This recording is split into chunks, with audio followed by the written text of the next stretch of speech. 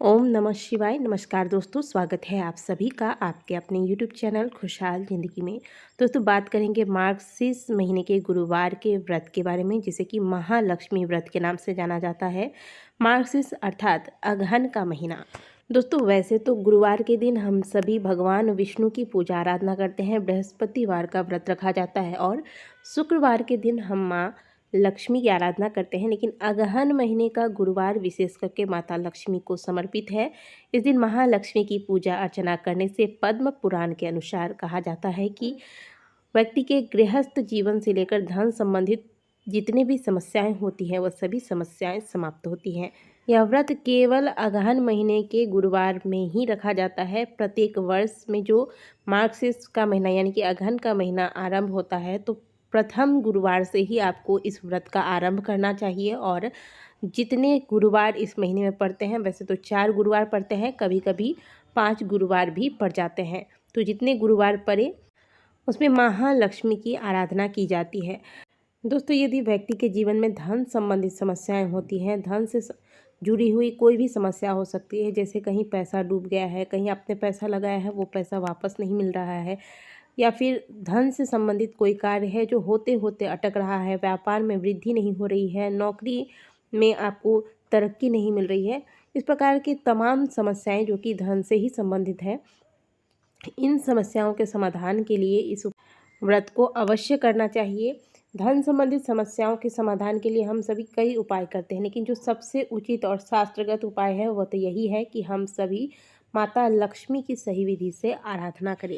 मार्गशीर्ष महीने में जो लोग गुरुवार का व्रत रखते हैं, महालक्ष्मी की साधना करते हैं, उन्हें इस बार यह व्रत नवंबर महीने के 30 तारीख से आरंभ करना है। 30 नवंबर को अगहन महीने का पहला गुरुवार होगा। इसमें आपको बहुत कुछ नहीं, केवल बहुत ही साधारण विधि से माता लक्ष्मी की पूजा आराधना करनी है। विधि आगे जानेंगे, इससे पहले आप सभी से रिक्वेस्ट है कि वीडियो को लाइक कर दीजिए। यदि आप हमारे चैनल पर पहली बार आए हैं तो चैनल को सब्सक्राइब अवश्य करें।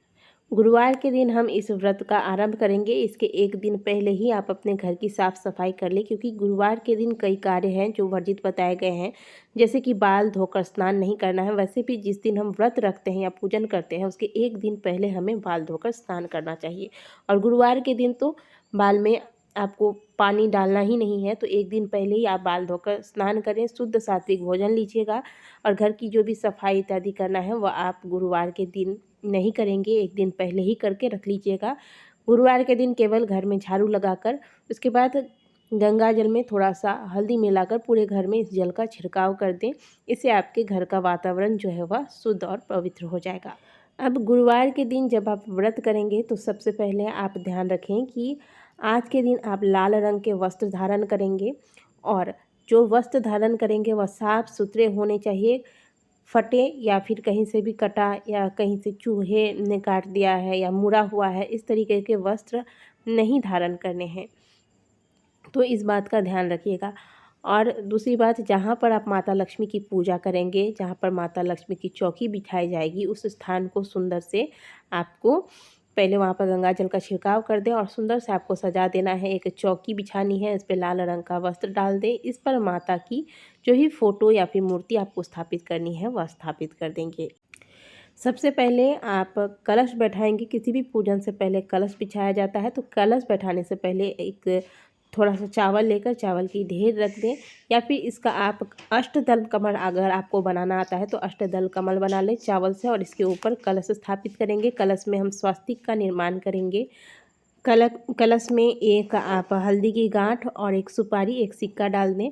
इसमें आप जल भर दें, जल में थोड़ा सा गंगा जल डालेंगे, और इसके बाद आम के पल्लव जिसमें कि 5 पत्ते होने चाहिए या फिर 7 पत्ते भी आप रख सकते हैं, और प्रत्येक पत्ते पर आपको हल्दी और कुमकुम का तिलक लगा देना है, और इस कलश पर इस आम के पल्लव को स्थापित करना है। अब इसके ऊपर एक आप कटोरा या कोई भी एक पात्र ले लीजिएगा, और इसमें आपको सोने या चांदी के जो भी गहने सिक्के इत्यादि होते हैं आपके घर में, जो आप धन वाले स्थान पर रखते हैं, इन्हें निकाल कर साफ करके इस पात्र में रख देंगे। अब इसके ऊपर एक नारियल रख दें। अब यहाँ आप सोचेंगे कि अगहन महीने में प्रत्येक गुरुवार को यह पूजा करना है हमें, तो क्या हम प्रत्येक गुरुवार को अलग नारियल रखेंगे? बिल्कुल नहीं। जो आप पहले गुरुवार को नारियल रखेंगे। इसी नारियल का प्रयोग आपको अगहन में जितने गुरुवार पड़ेंगे प्रत्येक गुरुवार को इसी प्रकार से करना है। तो कलश के ऊपर जो आपने धन का पात्र रखा है, कटोरा रखा है, इसके ऊपर से आपको यह नारियल रखना है। इसके बाद आप एक घी का दीपक लगा, एक पान का पत्ता रखें, इसके ऊपर गौरी गणेश की स्थापना करें। सबसे पहले गौरी गणेश की पूजा कर लें, थोड़ा सा चंदन, अक्षत, पुष्प इत्यादि से पूजन करने के बाद फिर हम माता लक्ष्मी की पूजा करेंगे।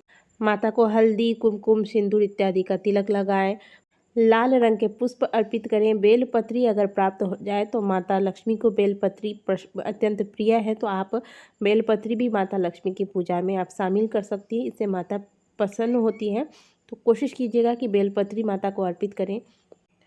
तो सुंदर तरीके से हल्दी, कुमकुम, अक्षत, पुष्प, बेलपत्री इत्यादि माता को अर्पित करने के बाद अब खीर का भोग लगाएं। इसके बाद लक्ष्मी स्तवन का पाठ करें और माता की आरती कर लें। दिन भर आपको व्रत रखना है, आप चाहे तो फल ले सकते हैं। इसके बाद शाम के समय प्रदोष काल में जो आप पूजन करेंगे, मार्गशीर्ष महीने के गुरुवार में माता लक्ष्मी की जो पूजा की जाती है वो आपको प्रातः काल में करना है। प्रातः काल का मतलब ये नहीं कि आपने 10-11 बजा दिया, आप प्रातः काल कहने का मतलब है कि 7 से 8 बजे तक आपकी पूजा हो जानी चाहिए। इसके बाद शाम के समय आपको एक घी का दीपक जहाँ पर आपने माता की पूजा की है वहाँ पर लगाना है। थोड़े से सुगंधित धूप इत्यादि दिखा दें।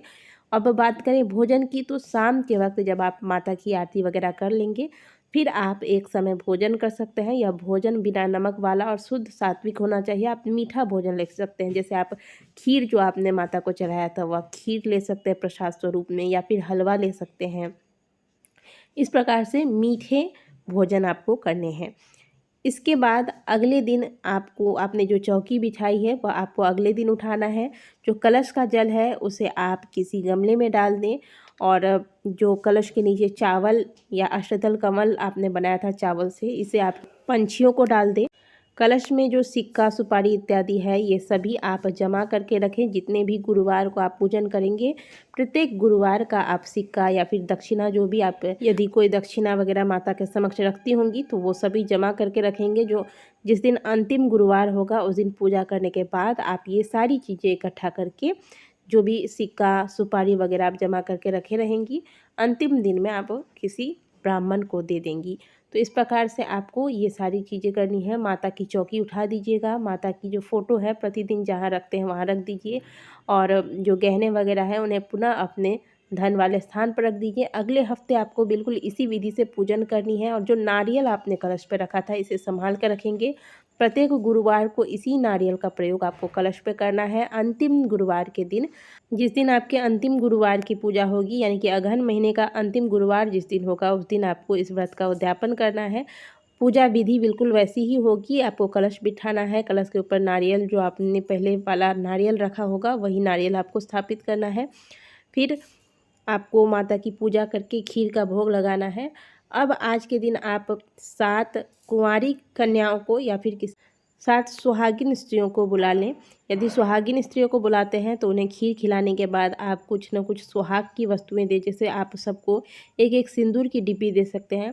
और यदि आपको सुहागिन महिलाओं को नहीं बुलाना है, आप कन्याओं को बुला रही हैं, तो खीर खिलाने के बाद कुछ न कुछ दक्षिणा अवश्य दें। और इसके बाद जो भी नारियल, दक्षिणा, कलश वाला सिक्का, सुपारी इत्यादि आपने इतने दिनों में पूजन किया है, सबको इकट्ठा करके आपने रखा है, ये सभी आप कुछ और दक्षिणा मिलाकर, जैसे सीधा वगैरह हम लोग निकालते हैं, तो ये सब मिलाकर आप किसी ब्राह्मण को देकर उन्हें प्रणाम कर लें। तो इस प्रकार से आपको मार्गशीर्ष महीने में इस गुरुवार का व्रत आरंभ करना है। और उद्यापन की भी विधि जो है बहुत ही सरल सी है, जो कि इस वीडियो में मैंने आपको बताई। उद्यापन जिस दिन आप करेंगे, खीर खिलाएंगे महिलाओं को और जो भी दान इत्यादि करेंगे, इसके बाद माता लक्ष्मी के नाम का जयकारा आपको अवश्य लगाना है। तो कमेंट बॉक्स में भी माता लक्ष्मी के नाम का जयकारा अवश्य लगाइएगा। वीडियो अगर आपको अच्छी लगी है तो वीडियो को लाइक ज़रूर कीजिएगा। और यदि आपकी कोई मनोकामना है, धन संबंधी समस्याएं हैं, माता लक्ष्मी को प्रसन्न करना चाहते हैं, तो मार्गशीर्ष महीने की गुरुवार के इस व्रत को अवश्य धारण करें। माता लक्ष्मी की कृपा से आपकी सभी धन संबंधित समस्याएं समाप्त होंगी। आशा करते हैं कि दी गई जानकारी का आप सभी ज़्यादा से ज़्यादा लाभ उठाएंगे। वीडियो अगर अच्छी लगी है तो वीडियो को लाइक कीजिएगा, कमेंट बॉक्स में जय माँ लक्ष्मी अवश्य लिखिएगा। मिलते हैं आपसे अगली वीडियो में, तब तक के लिए ओम नमः शिवाय, हर हर महादेव।